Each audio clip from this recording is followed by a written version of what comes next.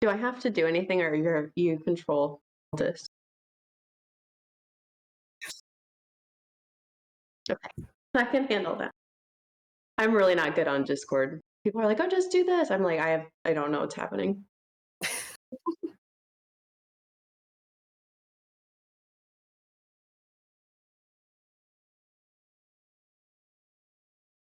Yeah. Well, can't speak for myself.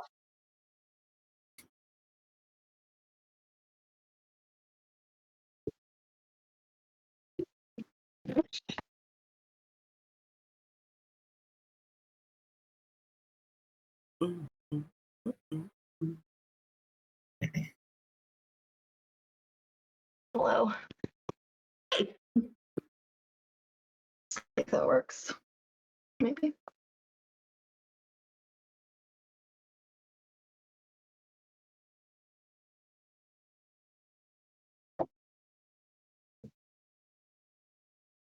Fabulous. Sweet.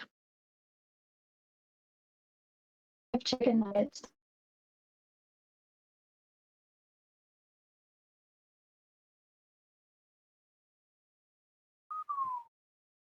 Sweet. I'm gonna grab a cup really quick for my drink. I'll be right back. Beautiful.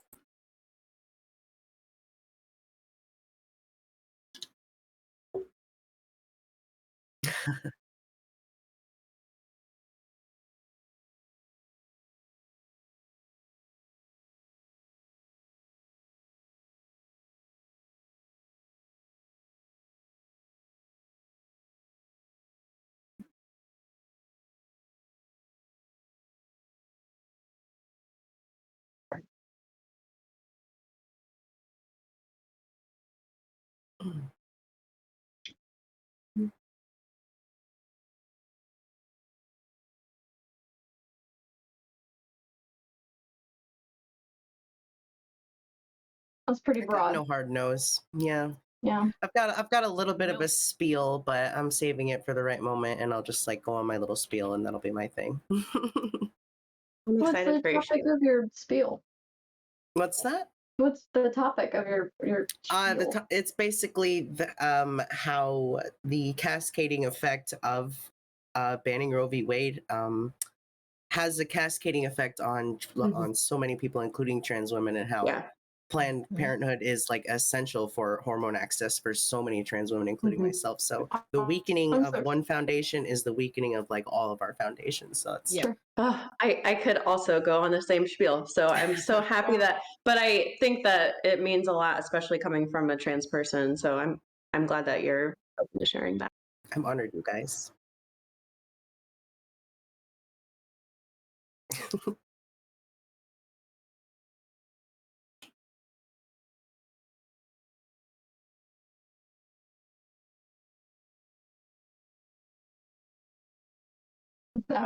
No, we don't. Nope. I mean, I don't think Jen and I are going to disagree with you there.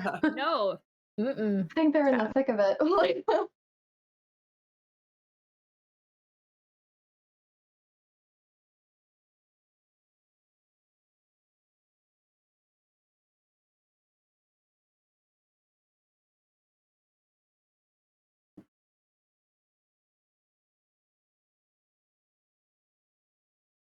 Yay! It's nice Hey to meet guys. everybody, by the way. Welcome. My name is Beth. I'm the one with the pink border. You can also call me Queen of Cardboard. And I am joined by some amazing women whose names are not accurate because I don't know why, but I'll fix that right quick. So that's Kat and that's Joy. And we are going to be talking to you today about reproductive rights. And I want to be very clear that reproductive rights affects everyone. It affects you whether you were born a female. It affects you whether you were born a male. It affects you whether you are trans. It affects you whether or not you have a uterus, because the issue with reproductive rights is that it affects all people and health. And it's not just about having an abortion. We just got rated by Unsummoned Skull. Thank you so much, J-Ro. J-Ro was our EDH pod host for the last 2 hours, and we are coming with you now with this panel. So this is a little different from what I normally host. Normally we are chaos. We are all about EDH and causing chaos to change the game. Today we're going to be a little more serious, but also keep it light, or not.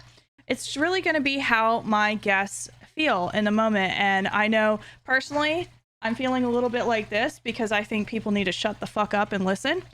And I know that Kat's got a pretty awesome shirt as well. Yeah, I don't know if y'all can see it. Yeah. This was the most accurate shirt I can wear to this stream. It says, "As strong as the woman next to me." And I'm surrounded by strong women. Thank you so much. I am really excited to have just some amazing women joining me. I'd love it if each of you could give a quick intro to yourself, what you do, and even why being here is important to you if you're comfortable with that. So, absolutely. Bobby, do you mind being first? Yeah, absolutely. Hello, everybody. My name is Bobby Christine. I call myself a staple in the Magic the Gathering community. It is my pleasure to be here. I am a transgender woman, so while I do not directly have issues with abortion, I am pretty heavily impacted by the things going on with reproductive rights at the moment. I start sweating being a girl in Texas who's just like, is this stuff like, am I going to lose my access any second here? So when I start to get those nerves, I'm like, okay, what can I possibly do? What is something I can possibly do? And joining you guys today and being a part of this and helping raise this money for National Abortion Federation and just simply being here and accepting your gracious invite, that is what I'd love to do, and is why I'm here. So I'm honored to be a part of this panel. Thank you so much for having me. I'm actually really excited that you signed up. I know that you expected to be playing Magic with me, but I wanted to ask you because, again, this doesn't just affect biological women. It affects all women. It affects all people. So thank you so much for coming in. Like, I'm glad. I just, like, when I messaged you last night, I was like, hey, we're not playing Magic. Will you stay, please? So thank you so much for being here. And up next, Absolutely. we have Dev. Hello, I'm Dev Doodle. I'm a geologist and a metamorphic petrologist. That's my bag of chips. And I'm an artist. And for this event, I've donated 12 painted altars. You can see some of my handiwork behind me, including my horrible, gross paint rag. I'm really sorry that's there. So that's fun. But I guess my main thing that I kind of wanted to be here today for all of you, because you're amazing, and for every other lady out there and everyone who's not.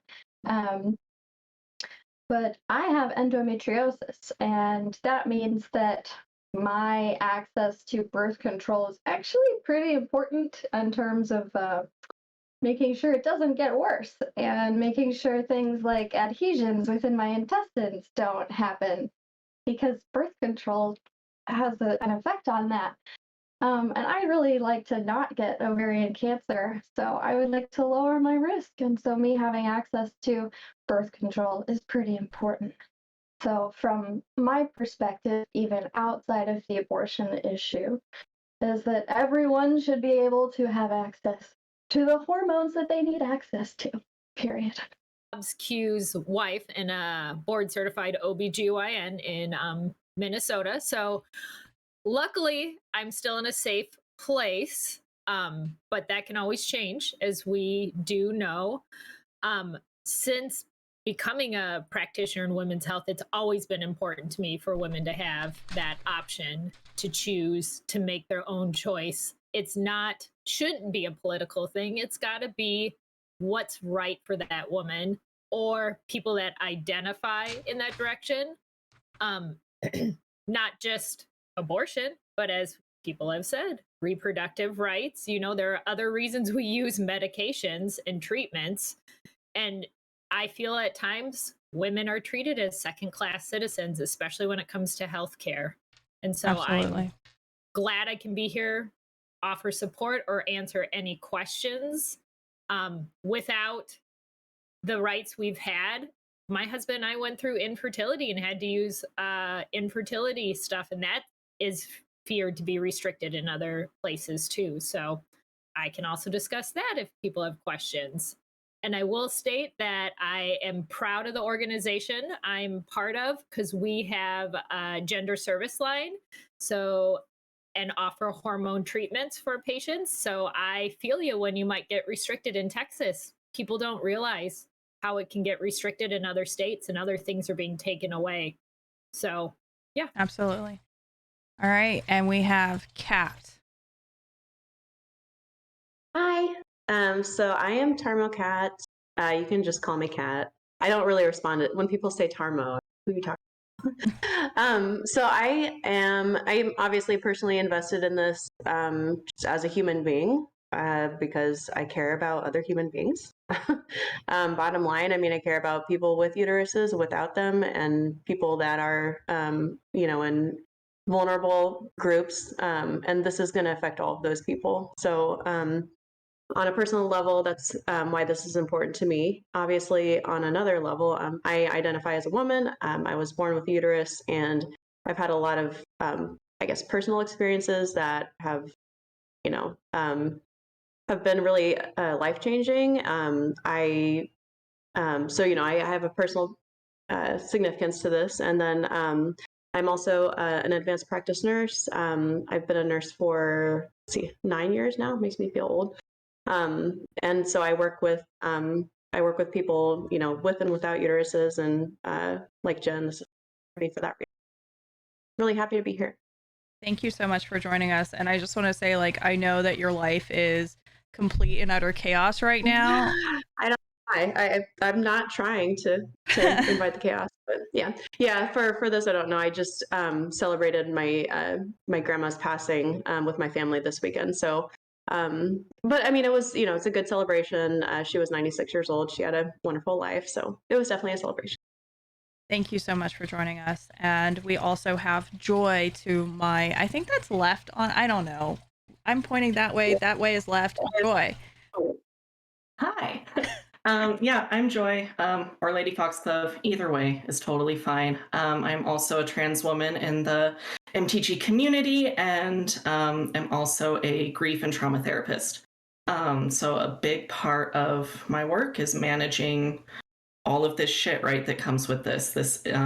People hear grief, they hear trauma, they think death and abuse and stuff like that, but that's not always what it entails. And so a big part of my life right now professionally is managing, this constant fear that people are being forced to live in. It's managing all of the trauma of, am I going to be able to have access to safe healthcare? Am I going to be able to do that? Am I going to be able to grieve my infertility? Am I going to be able to grieve the lack of support that I have? And so that's a lot of my professional work, but then just on a personal note too, I mean, this is so impactful, not only for, my own access to hormonal medication and to other healthcare, but also I'm married to a woman and we are both infertile and we are going through IVF right now. Like literally right this second, we just found out like 2 days ago that our embryo stuck, which is amazingly exciting. But it also raises a lot of really scary stuff, because it's like, if something were to happen, so many places would consider our frozen embryos in storage. What can we do with those now? Discarding those would be considered an abortion to a lot of folks. And, they go through such rigorous genetic testing, and if we were to find out that one of those embryos wouldn't be healthy, wouldn't be able to become a living, breathing person, would we still be forced to put that in? We don't know. So it's a lot of scary stuff right now, and definitely an issue that hits close to home. So thank you all for letting me be here today. Thank you for joining us, Joy. And I really do appreciate you. I think it's interesting because I've been in therapy for the first time for the past 2 years, pretty much ongoing. And there's been so much world shit going on that I haven't even gotten to my shit. Like, I mean, that's crazy to say, but it's like, every week I have something that I have to deal with that has nothing to do with stuff that I have to deal with. And it's just like, I don't know how people go through life and they don't feel as anxious and scared and angry about how people are being treated. It's just, it blows my mind. So thank you so much everyone for being here. I'm really excited. Again, I am Beth. My name is Queen of Cardboard, and I had to look up the name of what I suffered with for the past, we'll say 20 years. I got my period for the first time when I was 9. I remember exactly where it was because it was my birthday. I invited my crush of the time to a putt-putt family center, and I bled so much that I went through my underwear, my pants, and 2 sweatshirts, and that was my introduction to becoming a woman. And it wasn't until, so that's 9, I'm 36 now. Someone else do the math for me. I don't want to feel old. But just last year I was finally 10 years. Just 10 years. 10 It's a years. long time. Yeah. Too long. 10 years. Just last year, I was diagnosed with adenomyosis, which is very close to endometriosis. It's a condition where the tissue exists within and grows into the uterine wall. And I have dealt with the symptoms of that for my entire childbearing life. And it wasn't until last year that I was finally able to, and let's read again, old enough to get a complete and total hysterectomy. Yay! Yay! So yeet the uterus. I'm very happy about that. But on the downside of that, that's how long it took for it to actually happen, Right. which is insane. So I think a lot of people, when we talk about laws in this country and we talk about what Roe v. Wade is, it always comes back to abortion, which I don't think anyone, at least in this panel, could say that we're saying, yay, abortion, let's kill kids, right? So Will, if no one else will. well, No, I think No, that's an important point, though. I that's- think yeah. being pro-choice doesn't mean, that you love abortion. I mean, it's a challenging thing for anybody to go through. Yes. But everybody should have the choice to do it. Exactly. I mean, having an abortion or having any medical procedure is a traumatic event to your body, to your psyche, to your life. But we are coming into this line where we have very conservative people who don't want us to have access to that because they only see abortion and they only see healthcare and they only see Roe versus Wade as killing babies. So I'd Those love babies might be male. I'd the love equating of a medical of like the equating of like a basic medical service to murder is cannot be tolerated. It is so out of this world. That is like a different reality, and it just cannot be tolerated in my opinion. Absolutely, I agree. So I'd love for one of us to tackle, like, what does Roe v. Wade mean to you? If anybody wants to take that. The right to privacy regarding my own health care. Absolutely. That's a big part of it because it pertains to privacy outside of healthcare as well. For sure. I mean, outside of reproductive healthcare. It should really you be know? between like provider and patient. Why is that politician? Why is Yeah. that other person in the room? They're not in, you're not in that person's shoes. You're not in that person that, or couple or whoever's involved in the decision. You're not until you've walked in their shoes.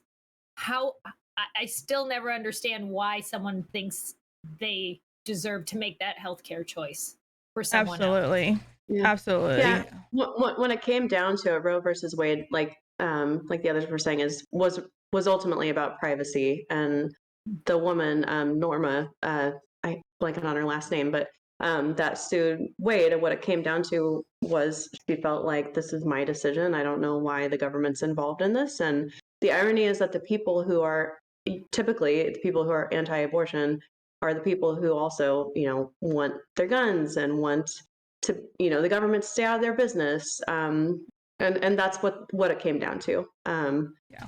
And so that's why it's such a far-reaching issue. It's not just going to affect abortion. It's going to affect any conversation that should just be between a person and their doctor, or a family and their doctor. I mean, I'm sure men wouldn't love if, the government was involved in their their doctors' offices and what's going on with their junk. And I mean, but that's the reality that we're living in. Absolutely. It's kind of interesting to me because I recently got a message, a letter from my children's healthcare provider, because we had been on Medicaid for the past couple years, that all of their medical information is actually shared with the US Health Department, which I was never made aware of. I did not know that that was a thing. And that's terrifying because, what happens when someone who is not a doctor, is not a healthcare provider, is only looking to benefit themselves, happens across information about my children and then uses that to their benefit? Because I'm going to tell you who I don't think it's going to benefit. It's not going to benefit me. It's not going to benefit my kids. It's not going to benefit people that are limited in their resources. The thing is, okay, you're all against us until it happens to you, and you have the resources where you can travel out of state, out of wherever you need. But once again, you're limiting people, and specifically people that identify as women, or in that, you're limiting half of the population, and Absolutely. You're putting them down because they don't have resources. I feel like that's another part of it, is once again, we're holding people down, and you're worried about these potential lives inside, but once they come out, what are you doing about it? Yeah, you don't seem to care. Then you're like, well, they're living off of the government. Well, you told them they didn't have the other option. Exactly. It is simultaneously an attack on women and an attack on poor people. Absolutely. Just outright. Well, and I think that's kind of I think it's kind of ironic, because when we think about poor people in America, we think about homeless people, we think about people on the streets, we think about people on government assistance. But when you look at the gap between rich people and middle class people, you're poor. When you look at the gap between people making the laws and everybody else, monetarily wise, they are not making these laws for you. You are poor. And I think it's kind of disgusting how tricked Americans have been over who cares about them, who's making laws for them, and what that actually entails. Because you're right, you're absolutely right, Bobby Christine, that it is an attack on poor people. And the more poor you are, the worse it gets. But when we talk about healthcare in this country, guess what, guys? Healthcare is unaffordable to just about anyone. It's near impossible to get good healthcare. And anytime we have an organization like National Abortion Federation or Planned Parenthood come up, it's fought against because everyone goes back to abortions are bad and this place provides abortions, when really what they're trying to do is provide healthcare to people who can't afford it or can't get it any other way. Right. Yeah. Yeah, and going back to the issue of, if people are so pro-life, why are they not doing more about the fact that, oh, is that a kitty? Oh my goodness. I'm like a squirrel with cats. I'm like, oh my gosh, it's shiny kitty. No privacy. Oh my gosh, is it a Maine Coon? Mm-hmm. Oh, sorry. I will go back to what I was saying. Kitties are very distracting. I have three myself, but they're outside right now on the porch, so they're not bugging me. So again, going back to the fact that the United States should have one of the best infant mortality rates in the world. It does not. It is appallingly bad. And then, I mean, the lack of social and like security safety net for families, for poor families, for single women, for foster children. It's appalling. So if you truly are pro-life, then why are you not doing more about those things? And you Absolutely. cannot just be pro-fetus and anti-child. But that's what it comes down to. Yeah, absolutely. I kind of refuse to give them pro-life. I like refuse to let them have that, and I call them pro-birth. Because that's all they. Mhm. Exactly. That's I evidently that actually is all they care prefer.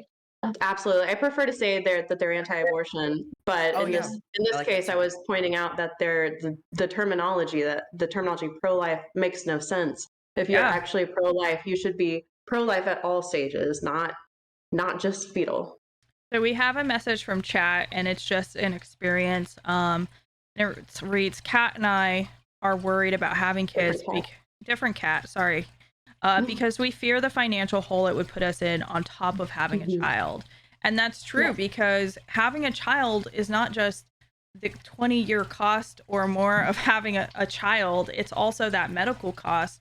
You go to a hospital and are out the same day, and the prices, it's like the prices are made up and they don't matter. Thank you so much for your donation, Bioinformator. I appreciate you. Thank you. Yeah, the prices are made up and the care doesn't matter. So you just go Nice in reference. and you hope, thank you. Yeah. You hope that they don't fuck you too hard as you Yeah, I mean, try to bring a life into the world. people go into debt over giving birth.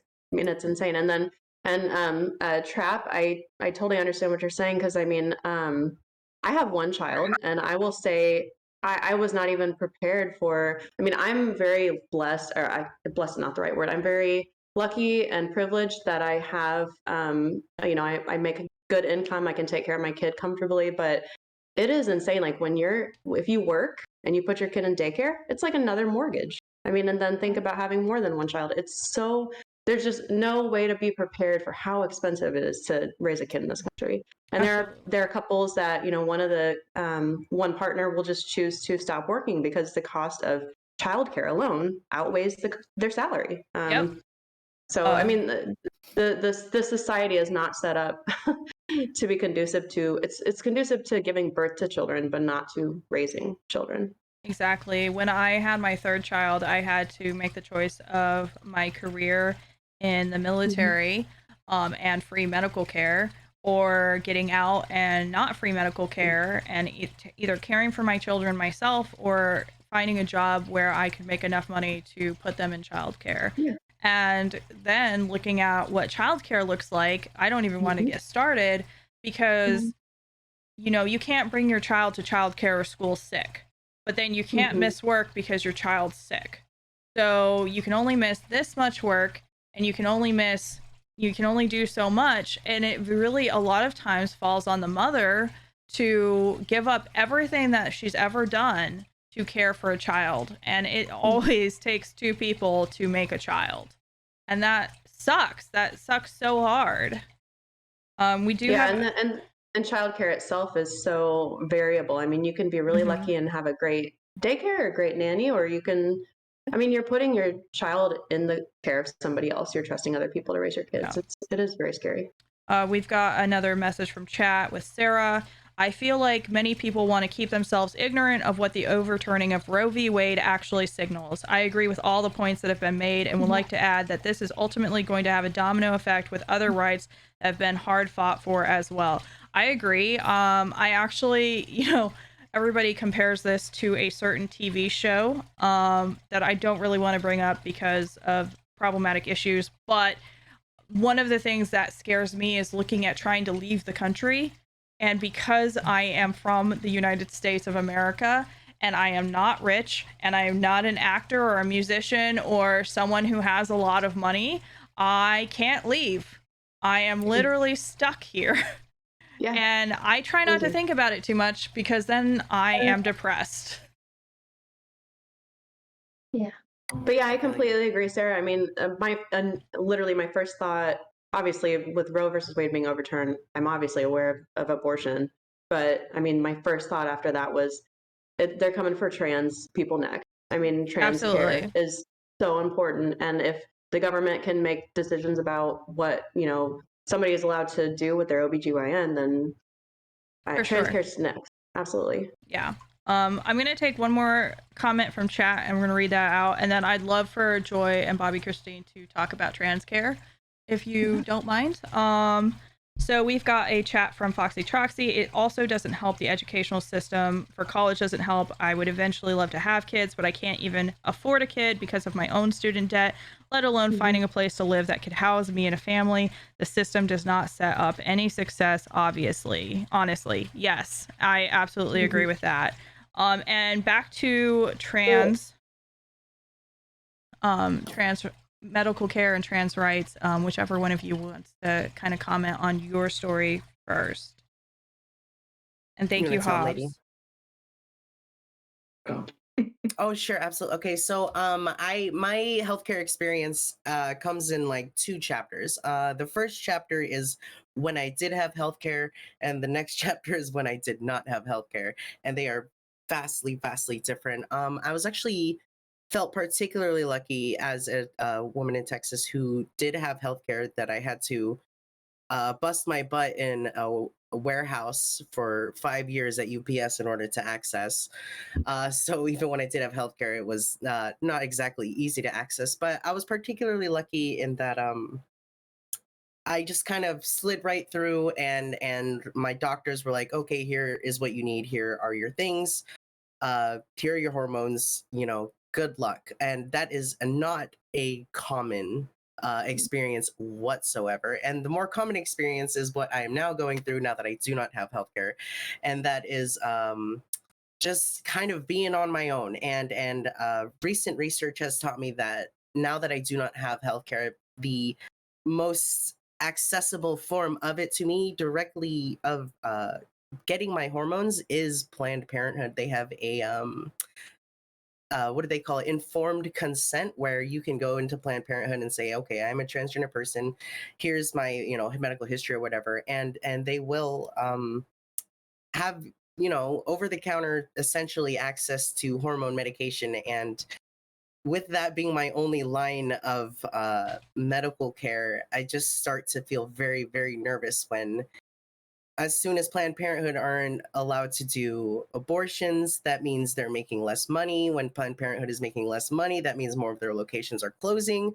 When more of their locations are closing, I'm losing access to my medicine, and it there's this haunting feeling of like, well, isn't that convenient? Isn't that like exactly a lot what they want almost? Yeah. Like, Absolutely. isn't this cascade of issues just kind of exactly what they're looking for? They're not on our side, they're not on trans people's side, they're not on women's side. They kind of wants to hurt all of us in this way. And now that I'm on the other side and I don't have health insurance, I feel like I'm scraping by. I feel like I'm like clawing my way, and I'm like trying to just access the basic things that keep me a healthy person. And having to fight for that feels incredibly unfair, and it feels like a losing battle sometimes. But I still have hope. I still have hope because of you guys, because we're still out here, because Roe has fallen, but we still stand. So Yeah. that's Casuals rated with 14 viewers. Yeah. Bobby Christine, my story has been similar, but also different, just like I feel like most stories are. But I've also kind of gone through this, up and down of ease of access and then lack of access and back and forth. I started transitioning when I was in college, and went to a university that had a stellar healthcare network. And one of the doctors there was like a pioneer of like trans medical research and everything. And so, I was very blessed, and not just that way, but then also, acknowledging that I carry a lot of privilege, and not only my ability to access those resources. What happened to my computer? It's fine. Not only to access those resources, but also recognizing that, I do generally, I quote unquote pass, right? Like I can go into the world and not be scared of someone murdering me. That is a reality that I am fortunate enough to live with.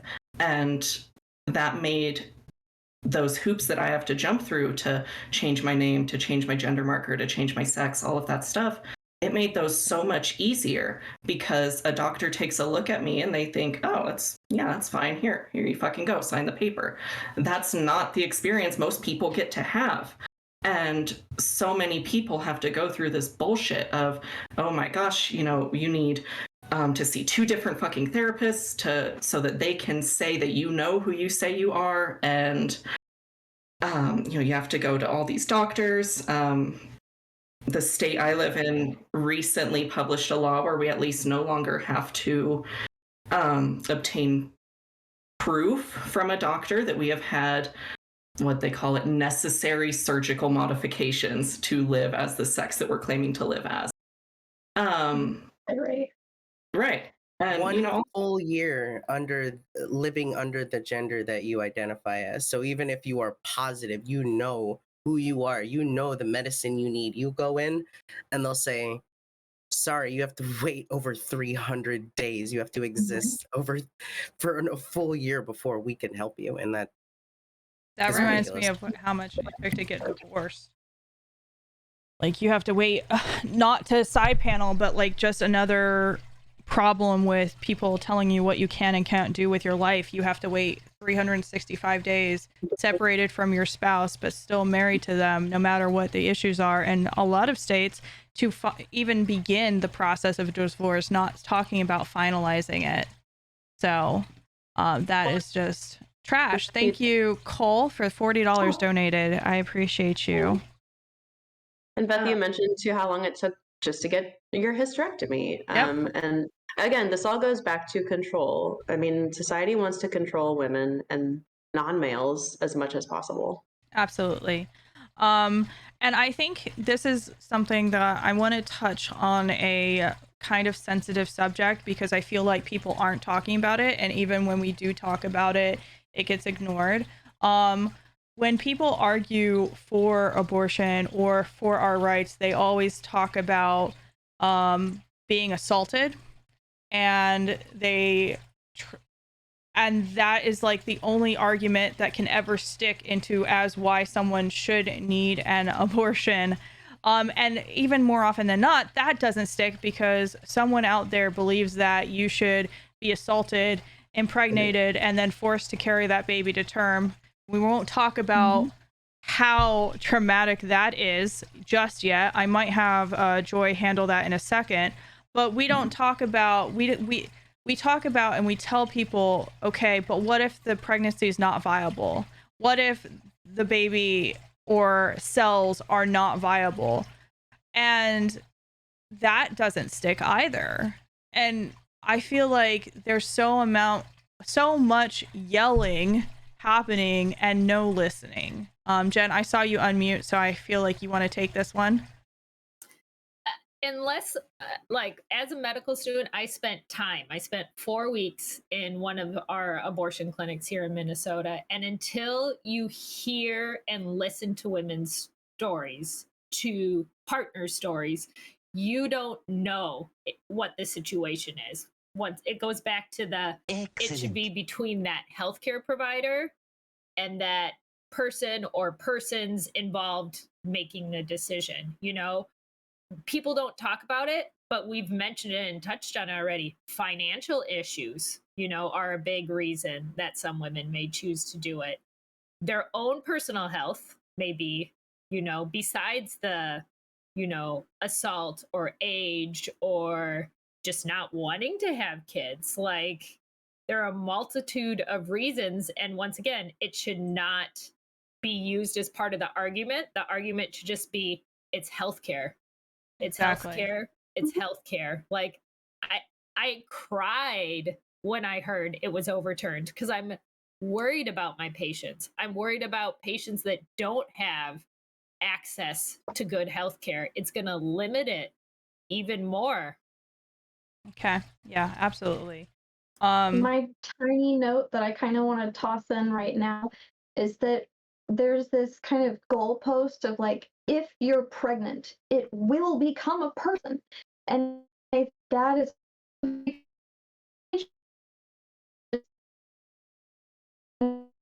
that is a chance to maybe produce a live, healthy person. It's a chance. It Yeah. is never an absolute. And I think that we kind of, oh, well, it's, you're definitely, you're going to be a person. No, entirely not. No. Yeah. Yeah, and I mean, they don't even know how many births naturally, spontaneously abort, Right. or I'm sorry, pregnancies. It's estimated at least a third, just because of the body is not ready or the fetus was defective in some way. But I mean, and they don't even know, and so many women have had miscarriages, and so many women have had miscarriages and not even known it because they didn't know. I have as well. I've had 2 miscarriages myself that I knew about anyway. So I mean, this is nature is the number one, I guess, aborter of pregnancies. It's just Right. part of pregnancy. Sometimes they don't get it. I want Or to they don't. take on that note just Go ahead. just really quickly.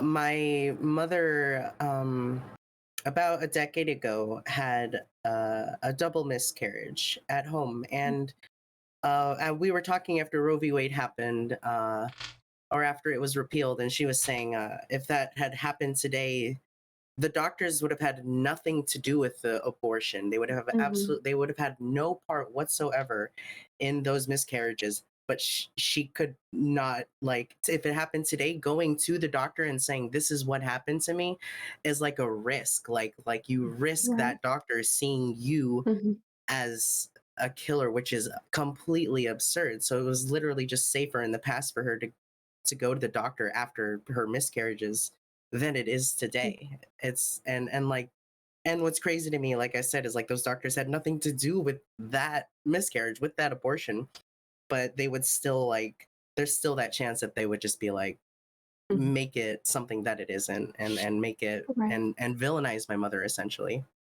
Absolutely. Absolutely. So I do want to have some positive takeaways from this, not just us screaming into the void, as I saw Sarah said, because that is a lot of this. What are some successes that you've had with your health or reproductive rights, or what are some places that you know we can go to safely access healthcare, if any? Well, I'll plug Planned Parenthood again. Like Bobby said, I mean, this is I'll have some. I have some personal shares, if you don't mind. So I actually, like I mentioned before, I've had 2 miscarriages. One of them actually, I almost I went septic, and I had to go to the hospital, and if it weren't for being able to get a DNC, I could have died and left my son alone in this world. So I'm very glad I could do that. I don't know what's going to happen moving forward. That makes me really nervous. But I will say, when I was 18 years old, I was at the time a very good Catholic girl. I was raised conservative Catholic. I had literally no sex ed other than sex is between a man and a woman in marriage, and it's for making babies, and that's it. And we don't use birth control, we don't use condoms, nothing. So I, at the time, had a serious boyfriend. I chose to lose my virginity and start having sex, and it was one of the first times I had ever had sex. Condom slipped off. I got pregnant. I mean, it took one time. Got pregnant. I was 18 years old.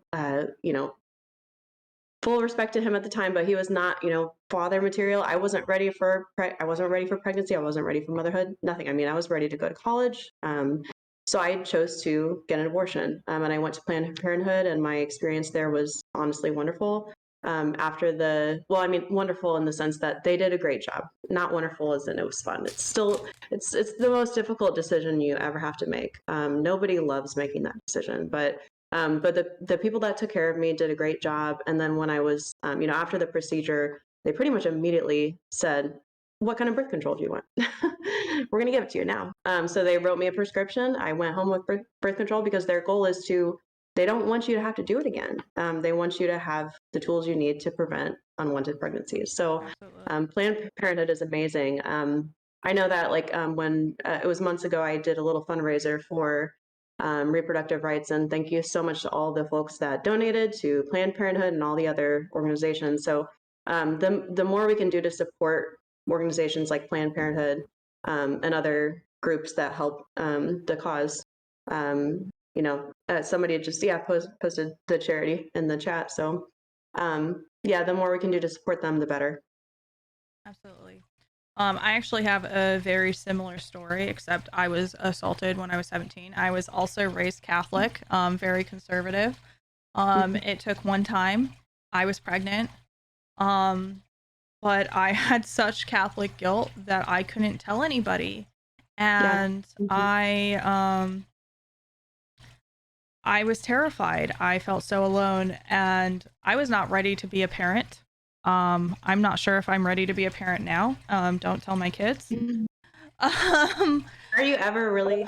Are you ever really? Are we ever really ready? But I mean, the lack of education that I had as a teenager, of what to do if I was assaulted, if I was hurt, even regular care, I didn't know how to put on a tampon for the first 3 years that I was using tampons. They had like the little cardboard insert thing, and I left that with it. Like, I didn't fucking know. I know, guys, it's stupid and silly, but like, holy shit, like, no, it's not stupid. It's but I couldn't have that conversation. And even, in health class, they have this is medical terms, this is, what this looks like, but nobody sat there and taught me what this is, or taught me that about consent, or that having sex is supposed to be something you consent to, or that it can feel good, and if it doesn't feel good, then there's something wrong. Nobody taught me that, having so much blood that I was wearing, a pad, a tampon, and still changing that out every 30 to 45 minutes was not normal. And so when I became pregnant, I pretty much prepared myself for my family disowning me. I prepared myself for the end of my life. I immediately gave up my childhood because I thought that was it and I was done. And that was all from being assaulted. Now, I did not choose to have an abortion because I didn't know that I could have that choice. I waited so long to tell anyone that it was too late, even if I wanted to. And I ended up making the choice to give that baby up for adoption. And that's something that sits with me to this day, of just and it's affected every single relationship that I've ever had since. It's affected me as a mother. It's affected me as a wife. It's affected my sexual relationships and how I see and view myself.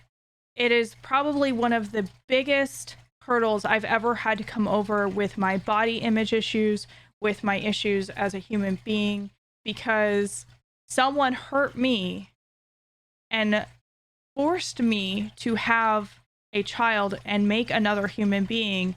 And the irony of that is that I've never been able to forgive myself. Pretty crazy, but that is not abnormal. And it just, the fact that people want to make other children without a choice, without education, is disgusting. It is sick. And I know I said I wanted positivity, but I don't know if I'm going to be able to fucking get there, because that's how angry I am about this issue. I'm sorry you went through that, and thank you for sharing. And I do agree with what you're saying, though. I think it's valid. I do think we also, we do need to focus on what we can do, but I think this is part of these panels and part of having these conversations. One reason I think it's so important is we do need to vent. We do need a process. Every woman on this panel has been through a lot. And I think we need a space to be able to talk and process all of that. So, and anger is a valid reaction to injustice. And I mean, if you're not angry about this, then there's something wrong. Anger is valid. So I think it is okay to be angry, and it is okay to process. And anger helps fuel, momentum, and helps us move forward. Thanks Yeah. for sharing. Thanks everybody for sharing. I mean, this has been absolutely.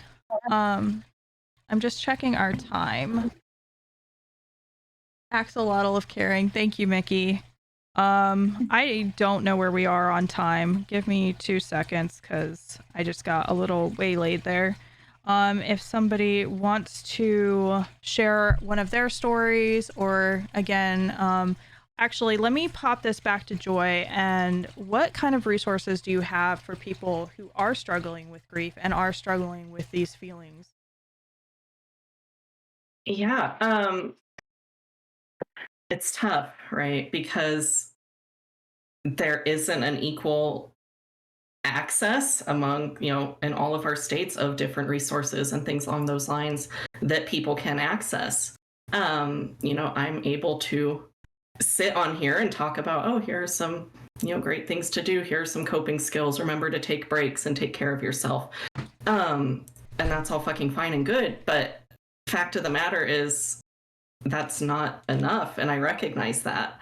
And so instead of me trying to, come out here and say, oh, here is a universal support that will be able to help you if you're grieving. I do want to say there are resources in your states that you can connect with.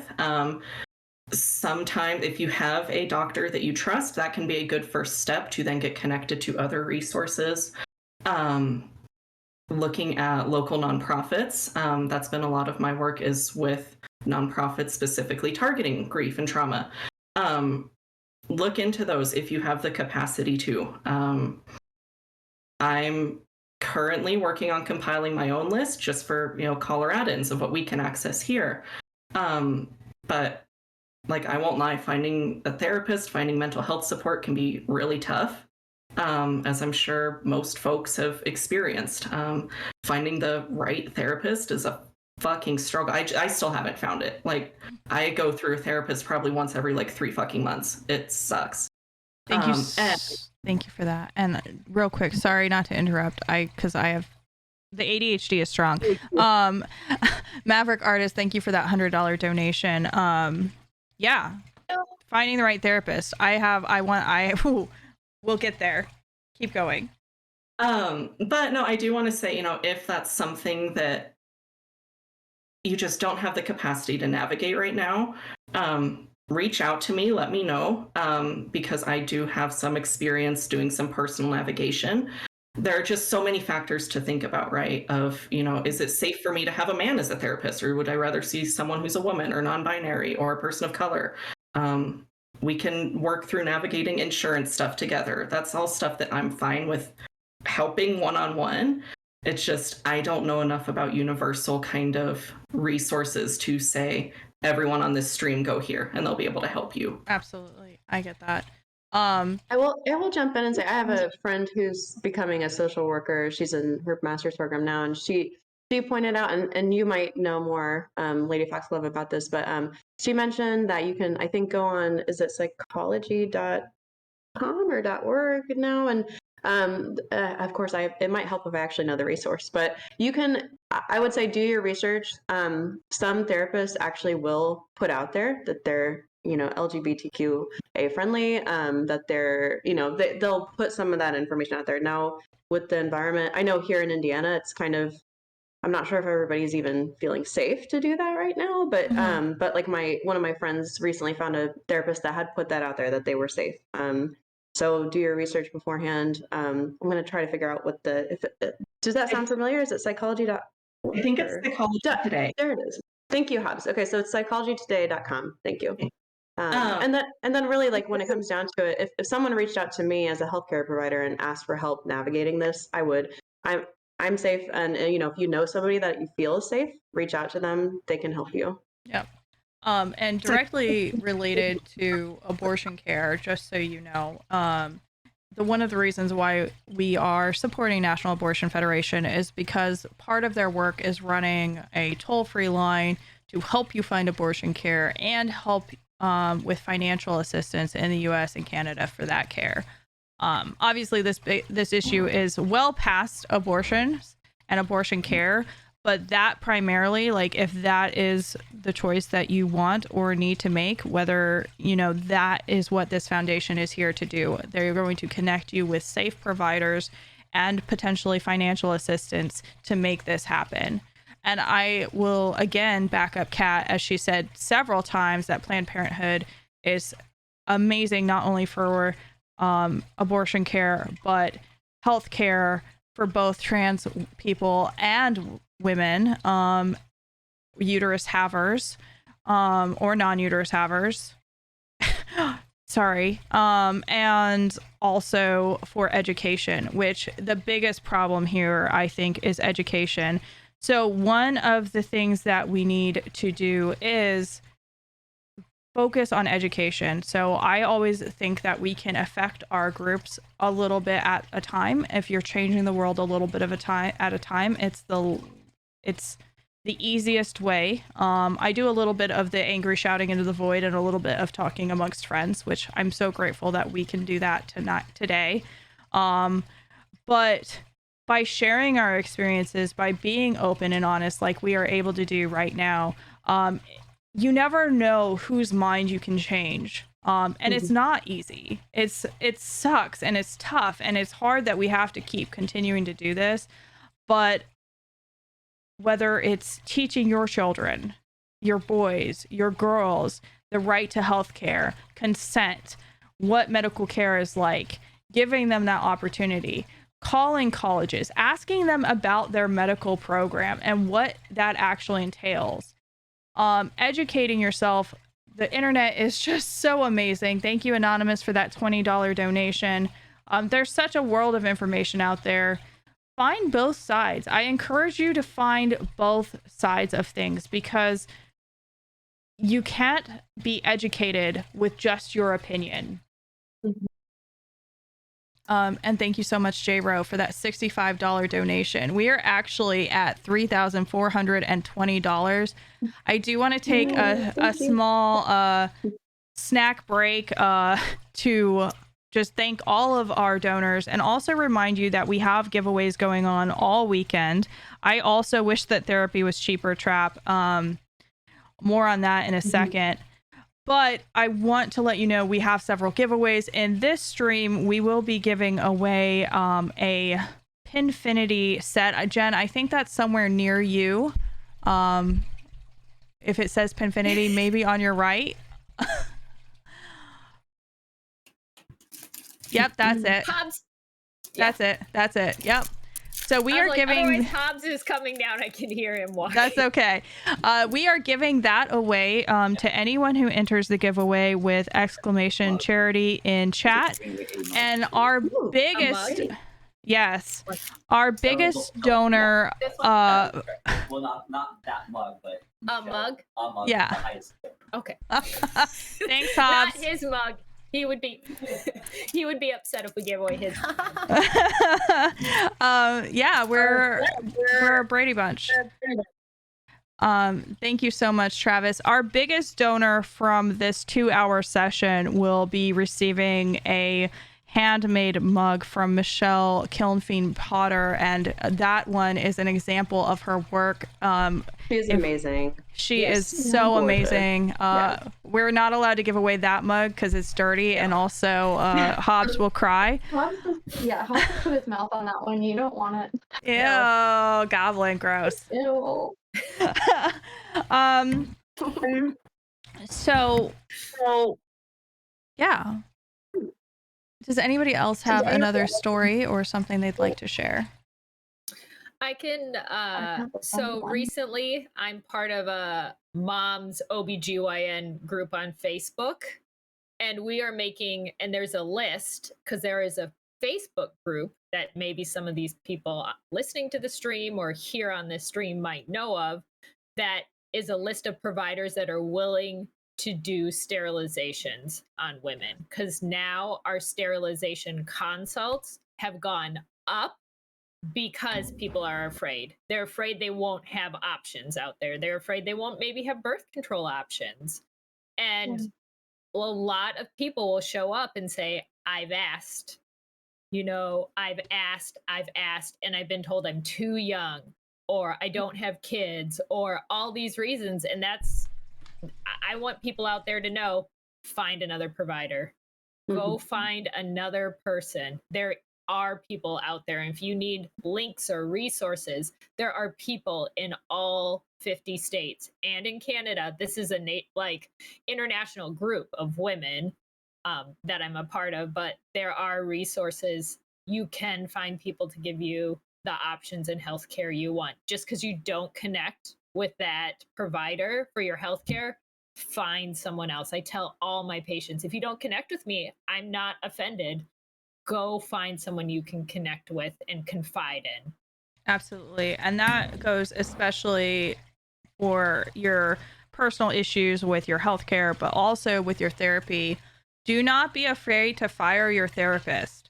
Do not force yourself to go to a person who does not fit for you. There are a lot of options out there. I know that we have the Trevor Project if you are LGBTQIA or plus, which provides counseling, and there is a suicide hotline if you need that. Also, if you are a veteran, there is several different veterans care associations. And the one thing that I do want to say out there to female veterans, push for your rights. And male veterans, if you are a veteran, if you served, and this is just a military spiel that I'm going to go on for a second, so just go with me on this journey. If you have served in the military, get your VA rights. If you have deployed, if you served during a deployment period, there is a list of things that they assume that you have, including your issues with your reproductive system. That's terrifying, but please apply for it. I know that the military tells us that we need to be tough, drink water, ibuprofen. Fuck that. You earned it. Get it. If you have issues where you did not have an honorable discharge, there are people out there who can help you upgrade your discharge. Please, please, please take advantage of whatever healthcare you can get if you can. I can talk for hours about this. I'm gonna bring down my voice a little bit and go back into calm mode. But it really pisses me off that people who have access to healthcare, who can get free healthcare, don't, because they have literally been bullied into not accepting their rights. I feel that. So. A quick note on what Jen had said just before that. I was actually surprised that I was I felt brimmed with hope at the mention of sterilization options, because I feel like I can count on two hands the amount of friends of mine that are capable of pregnancy who have known for years and continue to feel with the utmost confidence that they just don't want children, and they're constantly dealt with this. Are you sure? I mean, are you actually an adult who's capable of knowing what you want? Like this infantilizing bullshit. And I wish that these friends of mine knew that that was an option and that they could just have that care and then no longer live with that concern that they live with. The difference too, the difference too in the experience that I know several men with penises that have been sterilized, and the experience they had was just like a breeze. I mean, it was literally like, okay, let's schedule it, get her done. Meanwhile, I my sister and other people I know that tried for years to get sterilized. It was always it was, oh yeah, and it was always like, well, are you sure you're gonna regret it? Like, you really need to think about it first. And it's like, no, I'm not a fucking child. It's my body. Yes, absolutely. And just the difference in people with penises and people without is just amazing. Also, I will say this, Chris Von Doom, congratulations on your sterilization. Oh, yay. Shout out to Chris. Congratulations. And anyone can send him thirst traps and make him, a little sad about it, but it's fine. It's part of the fun. I will say too, I have in all this, we're venting and processing a lot of anger, which is totally valid. I do have a really big happy win share that I'd like to share on the stream. So We were talking a little earlier about periods and how awful they are, and I, like you, Beth, I've struggled for many years. I had endometriosis after my pregnancy. I was essentially cured from the pregnancy, which was kind of cool, but I still struggle with periods. So I'm getting an ablation, and my OBGYN was literally just like, okay, well then you want to get sterilized same day? I was like, I mean, I literally like was like crying. I was like, are you serious? Like, I will never have to take hormones again. I'll never have to, I can just, be sexually active and enjoy myself and not worry about this. I mean, it's just, it's like a world I can't even imagine. Cause I have my son, but, at this point I'm 36 and I'm done. So it's a huge win. And she also, part of her concern, was that she knows what's coming in Indiana. And she was like, let's get it done. So, I mean, they scheduled me. It's like 2 weeks from now. I'm like, can you do it today? Like, I'm so excited. That is so fucking awesome. And I will say this: she works for a hospital network locally that is, it's not a religious affiliation. It's just a totally community-based hospital network. So if you're bumping up against a wall, like Jen said, go somewhere else, find somebody else that will do it. And I highly encourage, if you can look into that option soon, please do, if you're interested. And on that note, there are also sterilization processes that are reversible, men. And getting your tubes tied is reversible. So it's not the end of it. It can be. It depends on the type, because nowadays we take out the tubes completely, right, because of the risk of ovarian cancer, which is, that's fair. Once again, a health concern, not just doing it to prevent pregnancy. We're also treating you. Fair. Yeah, Jen, that was but the men's one definitely is. Yeah, it is for sure. But yeah, or they can bank sperm. That's another option too. But yeah, Jen, part of my excitement too is that I've always been afraid of ovarian cancer. It's a silent killer. You don't have symptoms usually till it's too late. And nowadays, with sterilization for women, they do typically just remove the whole fallopian tube, and it almost eliminates your risk of ovarian cancer. So there's so many benefits to it. Absolutely. And it does. Sarah, I see your comment. It all circles back to basic health care. I'll actually tell you, I have children now, and 2 of my 3 children were I was impregnated while on a form of birth control, which gave me this huge anxiety whenever it came to having relations with someone that I would end up pregnant.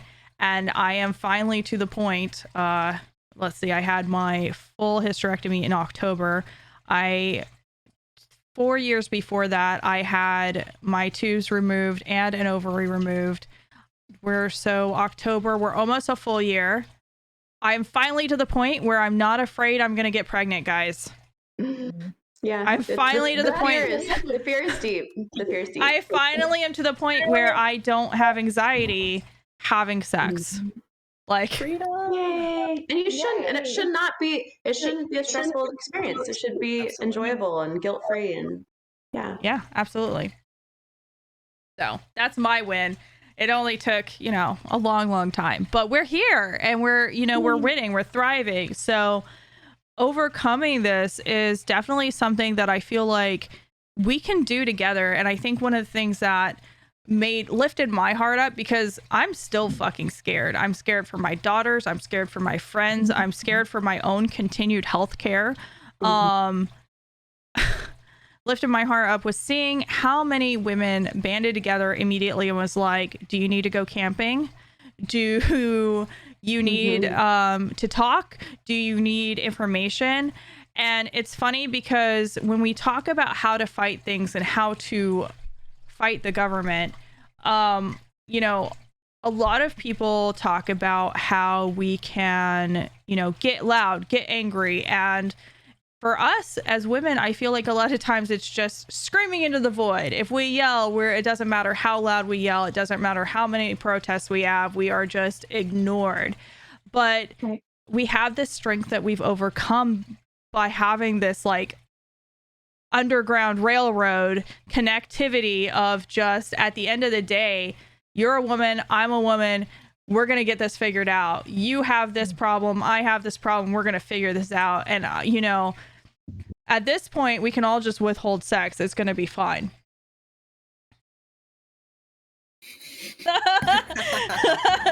Joy, I saw that face. It's part of my, it's keeping me in business a little bit. But, and also that's, I guess, yeah, enjoyment. There are other ways to enjoy life. Listen, it's an argument. I'm just saying.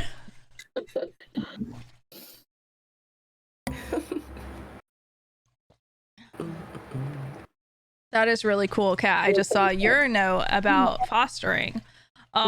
So let's talk a little bit about if you cannot have a child, and how to help in this process. So obviously, if you're a person without a uterus, you can't have children. And if you are past a certain age, you can't have children. And what can you do not only to support people who can have children, but if you do want children, like we buying them on the black market? Is it like Black Lotus prices? Am I selling a kidney? How can you help this fight? I want to be a mother someday, but I am unable to produce a child. So when the age comes for me where I'm ready to be a mother, I'll be reaching out to some very good friends about adoption options. I have a friend, Anthony Burchett, also known as Listener Alters, who has 4 beautiful adopted children, and my plan for when I'm ready is to go talk to Anthony, and I would love to be a stepmother one day or an adoptive mother one day. That's awesome. And you'll be awesome at it. Yes, I'm so excited for you. That's just such a great character arc, and I think you're going to be amazing. Thank you. So the opposite side of this problem is that if women are forced to have babies, or people with uteruses are forced to have babies, let's talk about what happens. And I'd love for one of my medical providers to take that. Like what physically happens to their body? Sure, we can talk about what physically happens, what choices they might make, and then what happens in America to unwanted children. Well, first of all, maternal, we talked about child and infancy and how that's morbidity and mortality is going up. Same with, unfortunately, women, especially women of color and of limited resources, that is affecting them. So just because you are pregnant, first of all, is the pregnancy where it's supposed to be? We haven't even touched on if you have fallopian tube still, does it develop in a tube, which is life-threatening. Life-threatening. You know, it's either a medical or surgical necessity, and is that going to cause people to not want to go certain places? But let alone, so yes, let's say it's in the right spot, then you have to decide. Most pregnancies are not intended. 50% or more are unintended, and then you have to decide, is this something, first of all, how do I tell the partner involved if it wasn't planned? You know, are you even gonna, are they going to be involved, or what are they going to think and feel? So it's not just a physical aspect of pregnancy, it's an emotional and financial part that comes along with it. Same with, like, if you can't get pregnant, I always tell my patients, you have to decide emotionally, physically, financially, how far you want to go. So let's say, all right, your partner's involved, not involved, you have a support system. Maybe you don't have a support system, you know, maybe you're choosing termination might be an option. Maybe you're choosing adoption, you know, you're adopting this child out, or maybe you're going to keep it. But then, you know, it's not just a simple, all right, 9 months later, I'm going to bring home a baby. It's not a guarantee, but then also what your body goes through, you know, and how that might affect, you know, time. And then after the kid comes, time off of work. Are you going to get paid? Are you not going to get paid? What if you're going to breastfeed or chest feed, depending on how you feel, you know, or pump and all? Like, there's a lot of things that go into it. It's not just a child. It's healthcare, because once again, it puts a toll on these women's bodies that I don't think people think about always. I'm thinking also of postpartum depression, postpartum anxiety, postpartum psychosis. I mean, just literally giving birth is a risk factor for your mental health. And these are things people don't think about. And even if you choose to give your child up for adoption, your body still just went through the last 9 months and the labor and delivery. And the other part of it too is giving birth is not a benign condition. It's life threatening. I mean, like in my son's case, I had to have an emergency C-section, and thank goodness he's fine and I'm fine. But I mean, this is not a light. This is a very serious decision to make, giving birth. And abortion is infinitely safer. Well, not infinitely, but it's much safer than giving birth. So, just because you choose to give up the baby for adoption doesn't mean you are immune to all of that. And the people I know that have done that, and Beth, I know that you shared your story, and thank you for sharing that you made that decision to give your baby up for adoption. It is, I mean, possibly, I can't even fathom it. I mean, I remember how I felt after I gave birth to my son, and I can't fathom what that decision is like. It's not easy for anybody. So yeah, I know. Thank you for sharing that story. Yeah, I mean, yeah. I definitely can talk a little bit more about it. Let's see, I was 18 at the time that I gave the baby up for adoption, barely an adult. I skipped the entire three quarters of my senior year and basically stayed at home. After I had the baby, there was the first part of, I don't think people understand just how engorged and painful your breasts get if you don't breastfeed. It is so, even if you do, it's very painful. Yeah, like it's boulders on your chest. Oh my gosh. I definitely think that was the worst pain, even compared to childbirth, because for childbirth, personally, I had medication. So I didn't really feel it, but I just remember standing in a shower as a child. I don't care what you say. If you're 18, you're a child, with pain, the most pain I'd ever experienced in my life, sobbing in a hot shower, on almost a daily basis. The depression was so poor. Just thinking about it. Sorry. Yeah. It's like, ow, my boobs. It's very just imagine painful. getting kicked in the balls and that like staying forever. Just all day, all night. Yeah. So painful. The depression was so bad that I stopped eating, and I'm not a person who does that, even in my bad days. I went from 190 pounds to 130 in a month and a half. I have never looked at my body the same since giving birth. I have never cared for my body since being 17. Since then. I always feel guilt about having children now, being a mother now. I've never thought that I was a good mother. And that's all stemmed from that. And then I pretty much lost all care for myself as a human being. So I felt like I'd already done the worst thing that I could ever do in my entire life. So I stopped caring about what happened to me. And I think the next 8 months of my life post-birth, I spent drinking, I spent partying, I spent sleeping with people. Well, I spent that time was a lot longer. I call it my hoe phase. I spent sleeping with people that I didn't know or care to get to know. I never came home.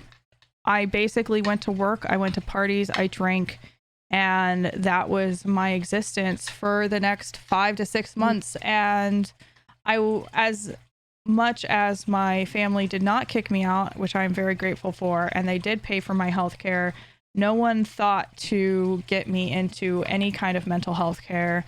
No one thought to address my mental health care. And I think from my family's point of view, I was just a bomb that if they touched, talked to, or did anything with, I would just go off. Yeah. And I don't know if it was time or maturity or what, but by the time I turned 19, I realized that It wasn't even self-preservation. Hush, hush, hush, you dumb rat. It wasn't even self-preservation that kept me going. It was more so that I felt so guilty for what I was putting my family through that I joined the army. Hey, And this is why the whole dialogue of, oh well, if you have an unwanted pregnancy, just put them up for adoption. yeah. No, that is not a solution. Nobody Yep. should be forced to give birth, even if they choose not to keep the child. It's just the asking a person to go through everything that you just described. I mean, it's no. I'll admit, until this panel, I had when I thought about these issues, it was always about just the crux of the issue, just the abortion or the miscarriage or the event itself, and a big part of me had not considered the lifetime that comes with these traumas, the fact that it just will stay with you, and it's not like oh, that's behind me. It becomes part of us, you know. I mean, it's shaped the way I have lived the rest of my life. And it's funny because one of the things that we deal with in the military a lot is talking about PTSD.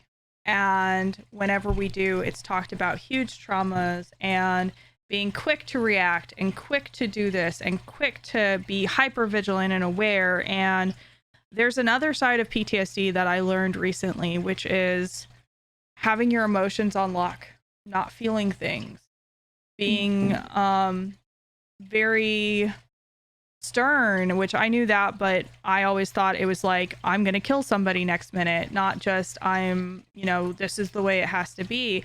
Having control issues, which, trust me, I have control issues. And imagine having control issues and also having ADHD. It's a whole problem.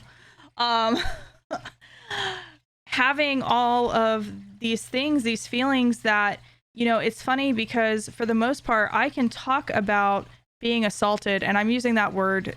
I'm trying not to trigger anyone, so I'm sorry. I won't delve into that live. Anyone who is listening, if that's something that you would like to talk about, I am more than willing to talk about that in another space. But being assaulted, I can talk about that and not cry and not feel like it's gross to me to say that I don't feel anything right now. I don't feel anything about talking about these issues, because I actually felt more when Bobby was talking about what she's been going through than what I feel about myself. And that is PTSD. It's crazy to me because I just thought I was a sociopath.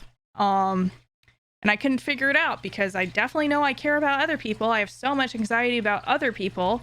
And these feelings to help other people and do things for other people and do good for other people. And when we talk about what I want to do for myself, I don't feel anything.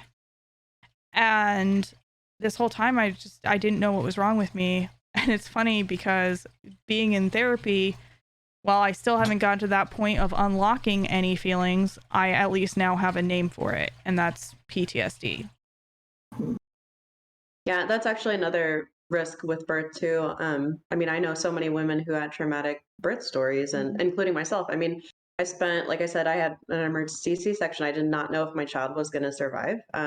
And the first, couple of years of his life, I didn't know what I was going through, but it was, like you said, it was PTSD. And I mean, I just, I can't say enough for seeking out care if you think that that's what you're going through, if you've had a traumatic event.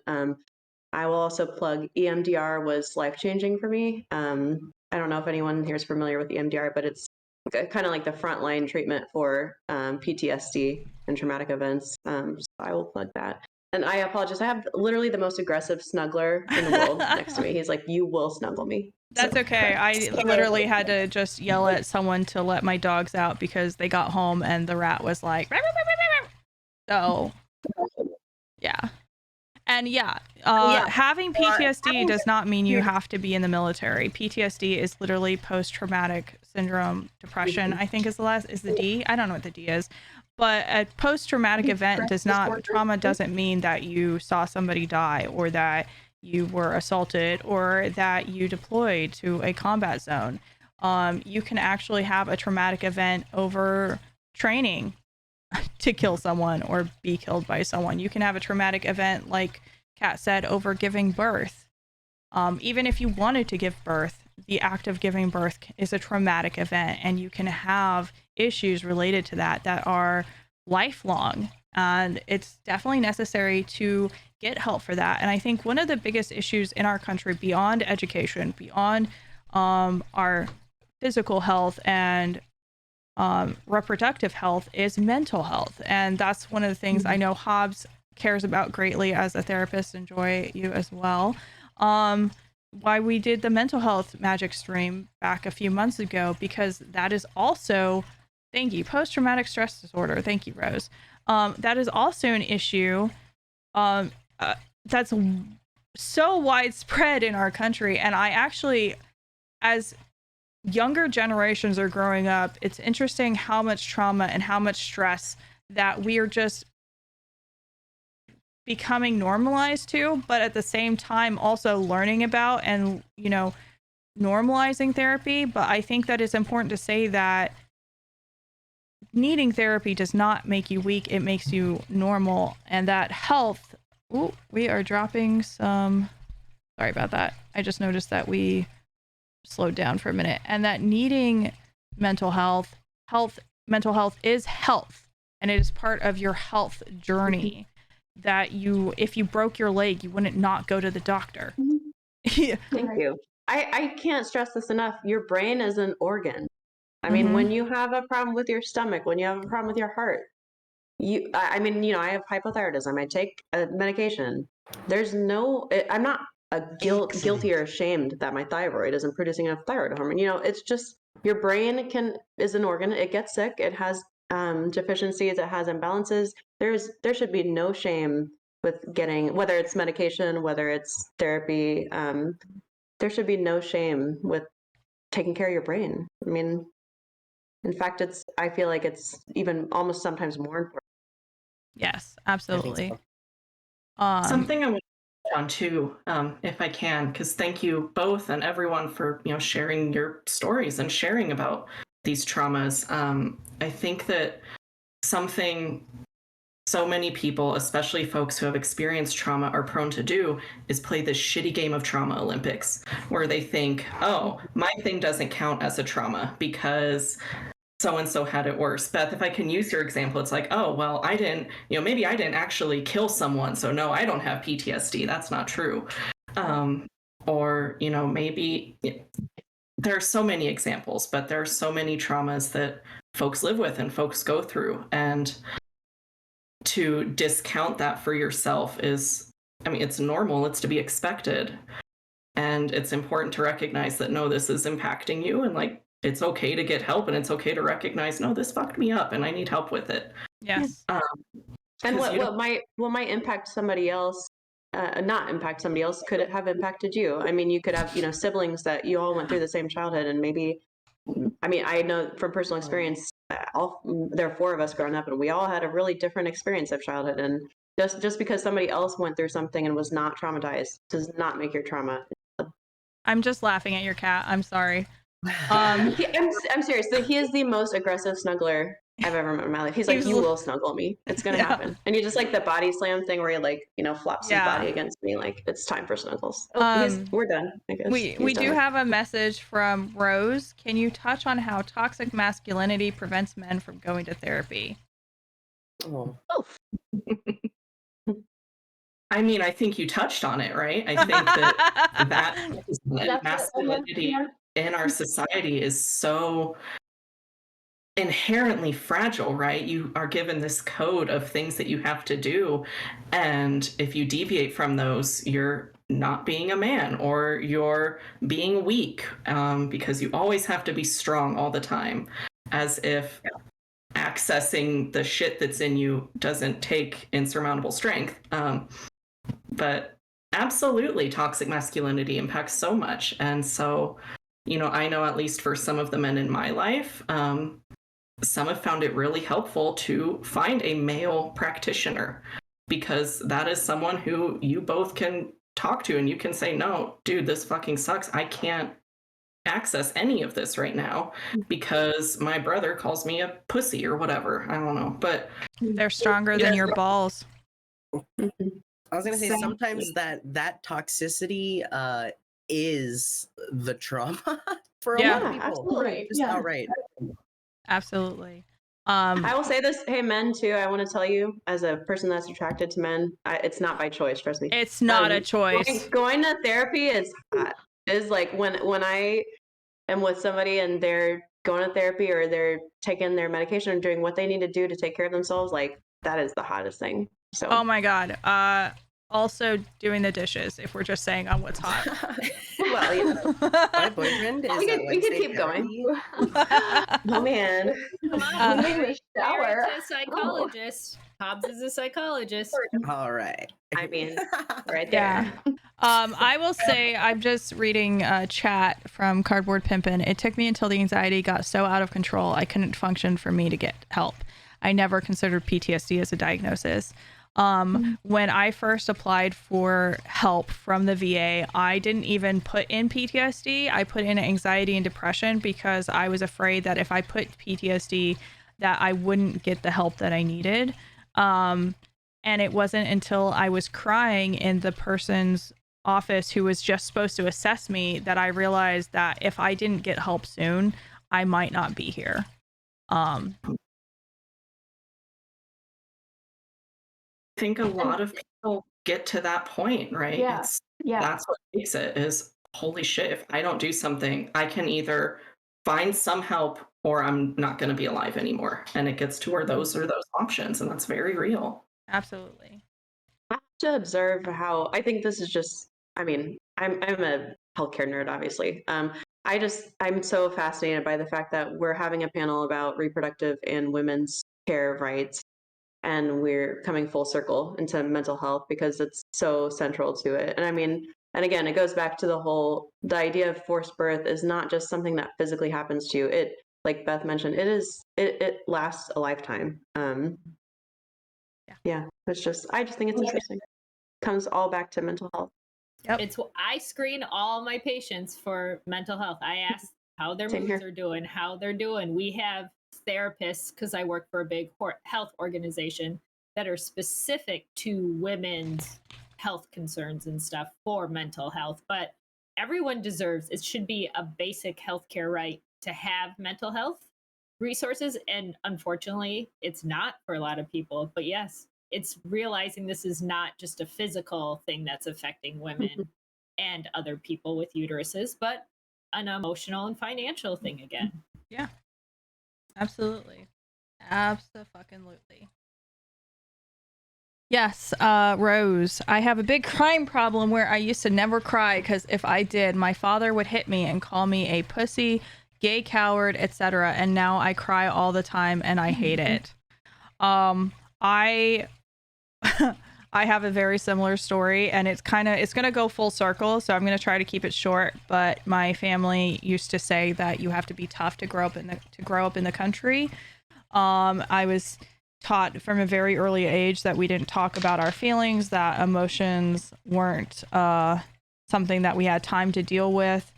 And I was raised very much like a little boy because that is, I mean, my grandparents raised me. They were not wanting a seventh child. They got me as a retirement gift, and they did a lot of things right, but that's one thing they did wrong. My grandpa didn't want a kid, and if he did, he wanted somebody who could help him on the ranch. And so I was raised very much like a little boy. And it's funny because recently in therapy, just this last week, I was talking about how I have had plenty of dark times where I haven't wanted to exist, and then I just snap out of it and I go on and I go do what I need to do. And the therapist asked where that came from, and I told him this story, and he thought that was a good thing instead of recognizing it as a trauma that doesn't allow me to feel things when I need to, and like ever. So It's one of those And things. it denies you agency and your femininity as well. Yeah. It's one of those things where it's always been, you've got to be tough. You gotta, buck up. And, has it kept me alive? Sure. Has it kept me living? Not really. Yeah. I like that distinction. I appreciate that. Do you guys want to hear a really funny? I mean, it's not funny, but it's kind of gross. Yes. Oh, I love gross stuff. I'm a nurse. You want to hear All the gross stuff. Okay, so I'm a geologist, and whenever I was in school, we would go do field work, and you probably are aware of what this is like. You get in a giant Tahoe with, 7 other dirtbag geologists with your backpacks and crap, and you go haul ass up a mountain, and you take rock samples, and then you take them back to the lab and cut them up and make thin sections and stuff. So that's what we were doing. This was when I found out that I had endometriosis, which is not a good thing to do when you are in the middle of nowhere in the Tobacco Root Mountains in Montana, several miles from anything. So what happened was I was carrying probably like 30 pounds of rocks and water and crap. And all of a sudden, I felt like I had peed, like just water, just Oh all down my no. pants. No, blood, just pure blood everywhere. My friend Seth thought that it was a joke. He started laughing. He was like, "That's the funniest thing you could do." I was like, "What's going on?" I looked down, and it's like everywhere, everywhere. They threw my away at the hospital everywhere. So I lost a lot of blood and passed out, and my friend kind of brought me to by like flicking water on my face, and we walked 3 miles back to the fucking Tahoe and drove for 4 hours to the nearest hospital, which was the dentist slash veterinary service slash hospital. I really wish I was kidding. So fucking awful. I had to beg my professor to take me to the hospital. Like beg. Like I was like, I might die. Like this is gonna be on you if you don't take me to the hospital. But it was so important that we get those fucking rocks. I've never been more furious with like any human being in my entire life. Like, I wish we got one free murder, It was Oh my god. awful.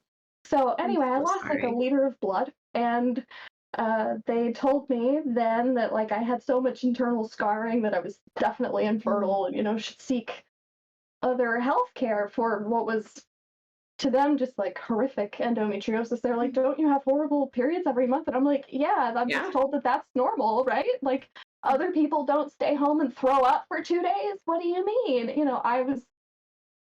That was just my life because that was how they were. I didn't know. Like when I remember being in like 7th grade and being on my period and just like sitting there in class like, "I'm gonna die today."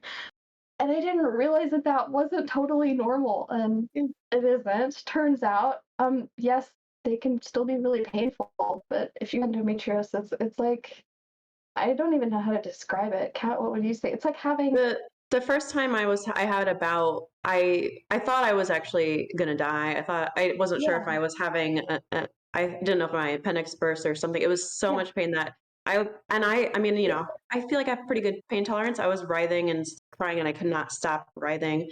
My male partner at the time, literally carried me to the car and then carried me into an ER. Funny thing too is the ER still saw me writhing on the floor in the ER crying and still took like an hour to room me. Of course. Of course. Yeah, but and then when I finally did get in, I mean, essentially it was, well, this is what you have. There's not really anything we can do about it. Yeah, that's what I was told as well. They're just like, well, just take birth control forever, or else you're definitely gonna get cancer. But it was like, that's your response to me right now? It's fantastic. I love this. And so I will add on top of all of this, that I have Rho gram negative blood or whatever it's called. RH. Yeah. Yeah. So if I ever did want to get pregnant, I have to get like a series of shots and all kinds of stuff. But they didn't have any blood that they could give me as a transfusion. So yeah, I actually had to like leave and go to a different hospital and do everything else again there. So it was a full like 9 hours before I was seen for what I should have been seen for in an hour at maximum. So anyway, it was pretty cool. I didn't die. I'm still here. Barely. We're happy. We're happy. Thank you so much for sharing, and thank you for the humor that you carry with it. I actually also have a similar crazy experience that I shared with Kat, and that's how she ended up here. So right before Orlando, like the morning that I was supposed to be driving down, my husband and I were having sex, and we go to switch positions. And if you don't like what I'm saying in chat, I am not sorry. We were switching positions and there was blood, which if you have a period and a uterus, you know, might have happened to you once or twice. I don't have either of those things, so it was kind of scary. And unfortunately, at 2 a.m, the only thing that I can do was go to the ER. So as we're cleaning up and preparing to go to the hospital, and I'm thinking, well, fuck, now I don't get to do anything fun. We also find like a part of my body on him. So there was a cyst that I had passed from somewhere on him. So I'm like, well, shit, this is potentially really bad. I'm trying not to do the Google thing because it's just going to tell me that I'm dying. We pack up the body part. We pack up me. We go to the ER. I know, it's great. The first question that I get is, you know, why are you here? So I tell him, hey, you know, I've had a hysterectomy. I can't handle this one. Yeah, I can't handle this one. I know. I've had a hysterectomy. We were, you know, having relations and there was blood and I'm concerned. And also I passed what I think is a cyst and I brought it with me just in case. And then he goes, oh, so in case we didn't. Pregnant? Oh, that's exactly what happened. Oh, could you be pregnant? Could you be pregnant? And like, yeah, it's coming out of my arms this time. I don't know. Here we are. What? Ah! So I'm like, I'm usually like, I try to be very polite in these situations, and I just looked at him and said, I don't have a uterus. Like, what the fuck? He's just wondering if you're military. I will say this. I feel like if you have a uterus and you say, you know, I have a headache, I have nausea, it's always, might you be pregnant? Like the first question. Absolutely. Yeah. So then we wait because I also have a high pain tolerance. I was up and driving the day after my hysterectomy without pain meds because I didn't want to get in an accident. I have a very high pain tolerance. So I had a low pain level, but I always have like a pain of like 1 to 2. That's just me normally. They probably made us wait for an hour and a half to put me in a room. No one asked how much blood. No one asked if I was still bleeding. No one checked anything. An hour and a half to get into a room. Then once they got me in a room, they made me take my pants off and my underwear, put me under a blanket, and I sat there for an hour completely by myself because they wouldn't let my husband come with me in case I had to get an IV. I don't know what's happening out there. I'm not even going to think about what's happening out there. My dogs are barking. It's probably fine. Maybe we're getting arrested. I don't know. So that's how long I sat. When they finally came, I could hear them outside the room talking about what to do with me. There was lots of blood mentioned, but at this point, no one knew. They had to get a bedpan for me because they didn't have an OBGYN table. So they had to lift me up. They put me on a bedpan. Rose, a hysterectomy is a removal of the uterus. Yes. Sorry, there was a medical question. I want to make sure Rose knew the answer. So I had a total hysterectomy, which means that my uterus, my fallopian tubes, and my ovaries were removed. but a hysterectomy in general is, like they said, just your uterus. Yep, absolutely. So thank you so much for your donation, $20, Low Tech Metal. So they come in, he brings in a speculum, which is probably the biggest speculum I've ever seen. It was like this. He puts that in there, and I'm like, immediately, that does not feel good. That hurts. And so he removes it and then starts doing a manual exam. Okay, well, the speculum is this big. Your fingers are this big, my dude. Obviously, that's not the same. So they do that for like 10 minutes, which really is like being assaulted just from that, because like they're just like poking in you and like, does this hurt? Does this hurt? Does this hurt? That's great. I tried to tell him that I hurt, but because I wasn't screaming or crying or coming off the table, they decided based off of that I could be removed. The best part about this, and this is why I can laugh, is that the cyst that I gave them to possibly, I hoped, biopsy or look at or tell me what the fuck it was, I had in a little Ziploc baggie, and they had left it on their computer keyboard. When she went to clean the room, she got everything but that. So I hope to God that someone the next morning is going to go sign into their computer and they just see a body part just there. That was my experience in the ER. I have to laugh about it because it's so fucking frustrating that if I don't laugh, I'm probably going to cry. We are almost out of time. We've got about 20 minutes left. So I do want to take some more questions and comments. So let's see. I saw some things that I wasn't able to answer. Have we talked about the financial side effects of having a child and how it can affect somebody? We did talk about that, and I think a lot of people love to talk about how having a child is 20 years of childcare, but it's not just that. If we want to touch on that again. I mean, I can real quick. Ours isn't a super typical story, but yeah, I can share the financial shit show that is our lives right now, trying to have this baby. Yeah, so little background. My wife Tori, and she's fine with me sharing all of this for us, but it's been a lot. We found out in October that she had blocked fallopian tubes. Doctor said, look, if you have if you get pregnant, you will miscarry or you will have an ectopic pregnancy. Those were the only options. It wasn't which is a life-threatening condition for the people listening, FYI. Yeah.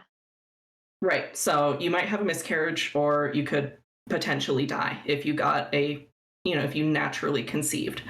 So we had to get all that stuff taken out.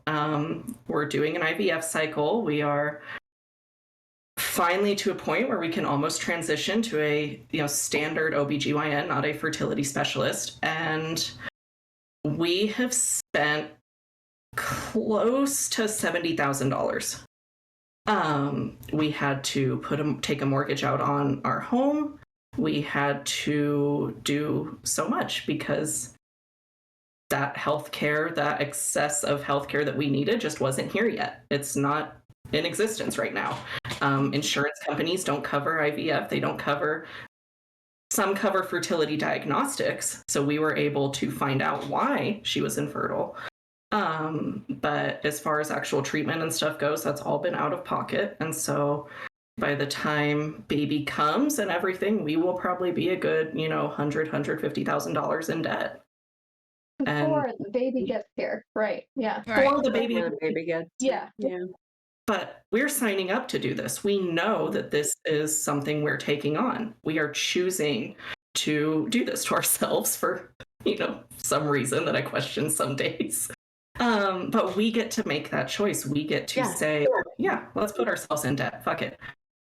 Yeah. A lot of people don't. And a lot of people, who would be forced to carry a pregnancy to term, assuming, like you all have said, it will get carried to term, that's not a possibility for them. Yeah. I think we should also touch on the fact that financial world also creates danger for the pregnant individual.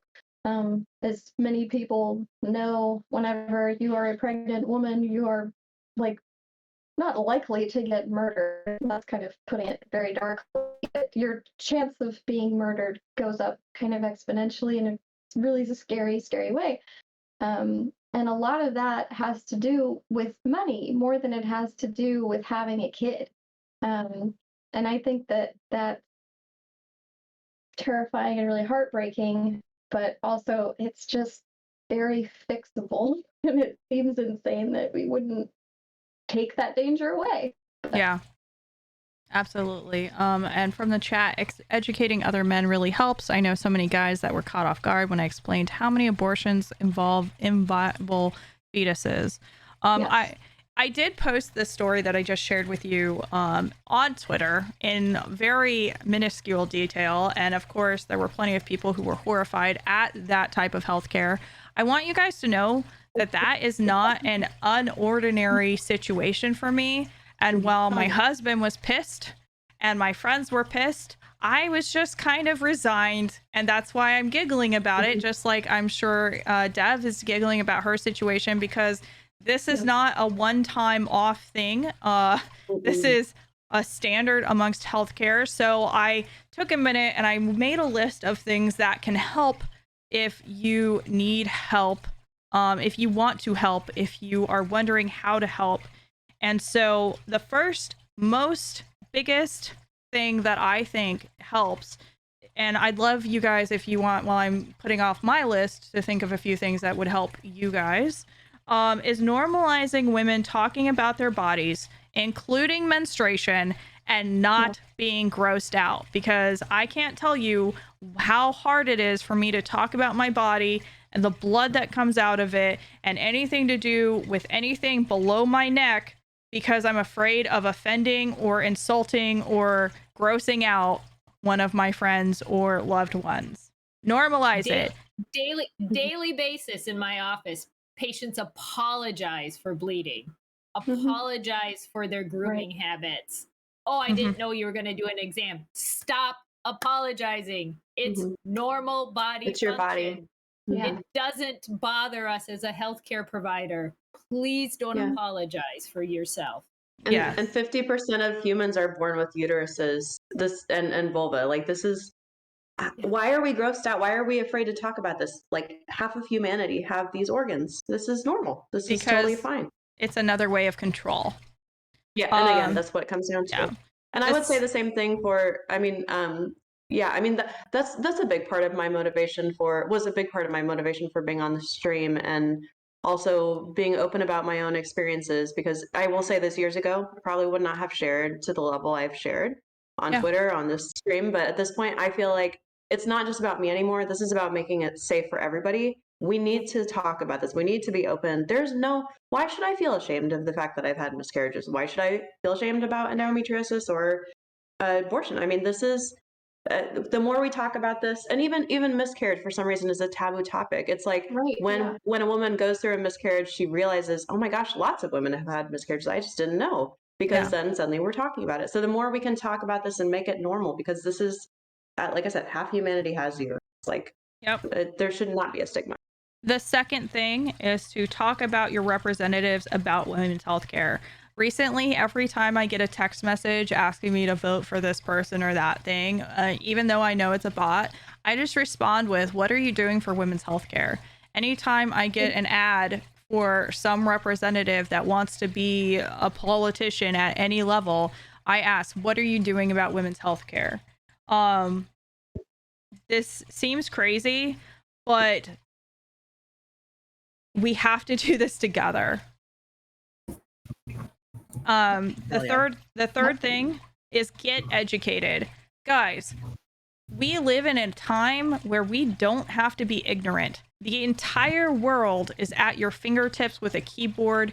Please learn about healthcare, women, where our parts are. Yes, that was a conversation about orgasms. Know how to do it. And don't be afraid to, gap.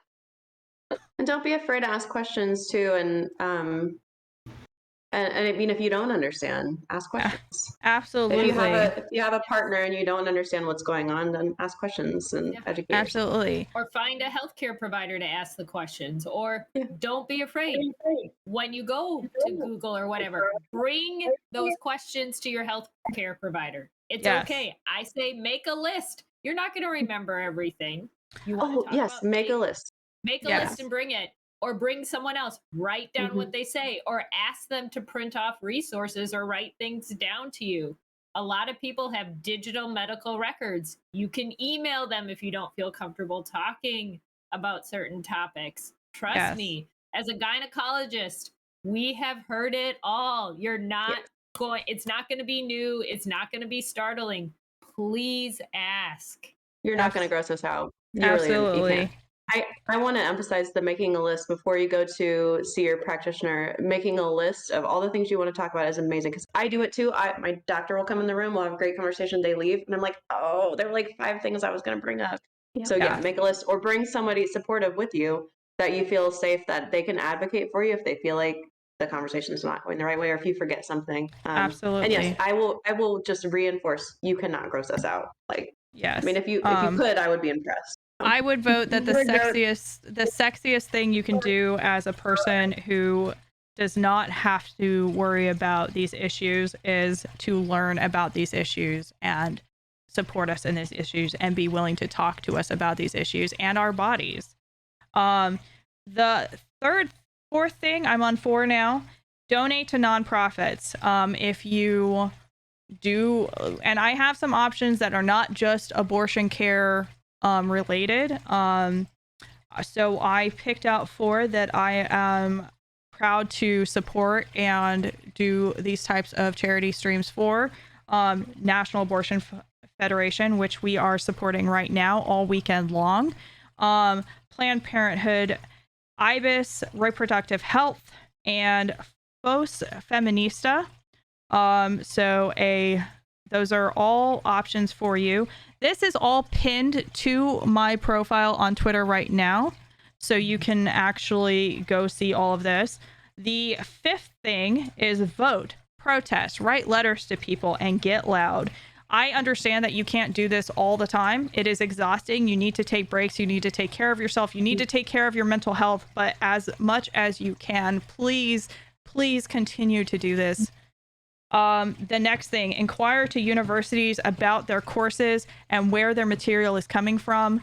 Listen, these people learned it from somewhere or didn't learn it from somewhere. Ask the people who are teaching our doctors, okay? Women's medical rights are about getting valid care for our entire bodies and correct anyone who says otherwise. This is not just about abortion. This is about our health. This is about mental health. This is about people who don't have uteruses. This is about people who weren't born as women. This is about people who were born as women but no longer identify as a woman. This is about our health. This is about our freedom. And anyone who says otherwise, you're wrong. Get fucked. Disrespectfully. Again, you can find that list on my profile. We're going to wrap it up. We only have about 8 minutes left to go. So I'd love to have my guests give any last remarks. And I do want to remind you to enter that giveaway for that Pinfinity set that Jen has somewhere. Please type !charity in the chat to enter. I'm going to be doing that before we raid. And we also have about 8 more minutes of a chance to get a mug from Kiln Fiend Potter as our highest donator. Right now, our highest donator is, I had it pulled up, is Maverick Artist with $100 for that mug. Yay! So thank you. We'll go in reverse order. Joy, any closing comments? Not too many. I think just, thank you everyone for coming in and participating in this. I think it's a huge thing. Beth mentioned, donating to nonprofits, and that doesn't always look like money. Sometimes that looks like donate your time, donate your, if you have a big following, donate your views, donate your publicity. But also just please, this work is really hard and it's exhausting to be conscious, and it's exhausting to give a shit. So whatever you can do to take care of yourselves, please do it. That doesn't look like taking a fucking bubble bath. If that's not you, that can be remembering that you need to eat something because maybe it's 2 o'clock where you live and you haven't eaten anything yet today, and so you need to do that. But please take care of yourselves. This work is hard and it's really frustrating, but that's it. And passing it over to Kat. Oh, so I've said a lot already today. I just want to say, echo what Joy said. Thanks everybody that's on the panel and everybody tuning in and participating in the conversation. Thanks for letting me be vulnerable with you, and thank you for being vulnerable with me. And like I said before, the more we talk about these things and share these things, it makes it normal for other people. So thanks everybody, and just keep up the good work, fight the good fight. I will say that having that conversation with you in Orlando is what helped me be brave enough to do this today. So thank you for that. I'm so happy. I mean, I really hope that I can do that for people. Like, I hope I will literally, anybody, if you walk up to me and you want to talk about something super gross or weird, I mean, I'm a nurse, I have no filter. So just bring it on. Like, and it was like the moment we started kind of, we were feeling each other out a little bit and just sharing a little bit. And then it was like, you know what? I'm just going to put all out there. And it's just a really good feeling to know that you can be vulnerable with others. And thank you. And I think that my experience of being a woman is totally different than everyone else on this panel and everybody else in general. So Absolutely. The more we talk to each other and the more we learn, the better. And switching it over to Jen. I agree. You cannot gross me out. If you have questions, I don't have a Twitter account or anything, but reach out through my husband, Hobbs Q. People come up to me, I will answer any questions. You can't, you need to find a healthcare provider you trust and know it's okay to reach out in different forms and find and move on.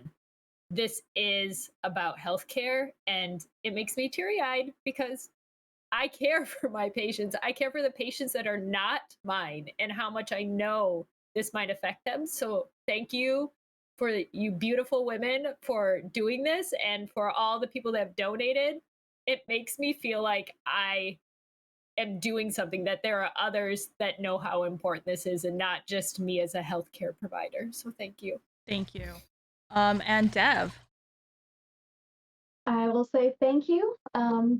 I learned a lot today, and this was awesome. Just like cozy and fun, but sad in a way. And anyone's totally welcome to talk to me. I'm not a healthcare provider. I don't know anything at all. But if you're like, hey, this happened to me too, please tell me your gross stories. And if anybody's wanting to know any more about endometriosis, at this point I've become an actual encyclopedia about everything. So if you have any questions about that, please fire them off.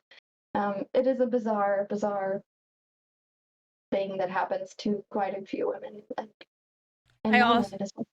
Absolutely. I also want to say, as all my guests are being so gracious and allowing you to talk to them about this, please remember when you are talking to someone to think about trauma dumping and not doing that, and finding the correct medical health care that you need, whether that is therapy or OBGYN or, all of that.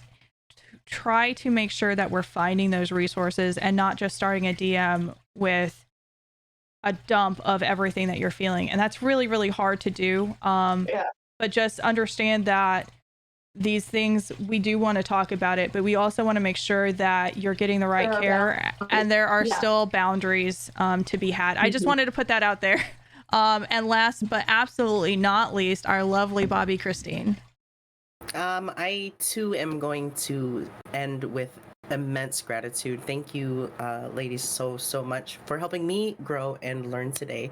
Thank you guys for helping me leave today with a sense of hope. I actually have like an inner hope that was not quite there as great previously. So thank you guys so much. I do want to say, if anybody has any questions about transgenderism, transgender women, that kind of thing, I am completely comfortable asking any questions along those lines. And thank you for the donations, everybody. And one more final thank you guys for letting me be a part of something that is tangible and be a part of something that is actionable and feels wonderful. Thank you guys so much. Thank you. Shout out to the mods. Yes, absolutely. Thank you for my mods for being here and taking care of us. We are going to do that giveaway right now. So I think I've got it figured out how I can do that.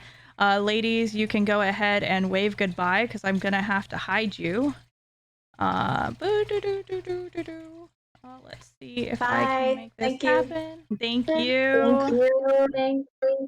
Thank you all. Thank you. All right. We're hiding, and muting. All right, let's see. We have our giveaway. We're going to close entries right now. And who is our winner? Our winner is Travis M79. So please contact me with your address so we can get that Pinfinity set to you. And then our winner for our mug is going to be, let's go over to the Tiltify. We've got Maverick Artist with $100 donation. Thank you so much. I'm going to give you a face cam. You guys are freaking awesome. And we're going to just boop, boop. I don't know what we're doing. We're going to raid into Alley Golem. So stay with us. Don't leave. Please stay so that we can get that doing. If you are a winner, message me your address so we can get that to you as well. So thank you so much to Bobby, Dev, Jen, Joy, and Kat for joining us. And let me get that raid set up and we'll be headed right over there.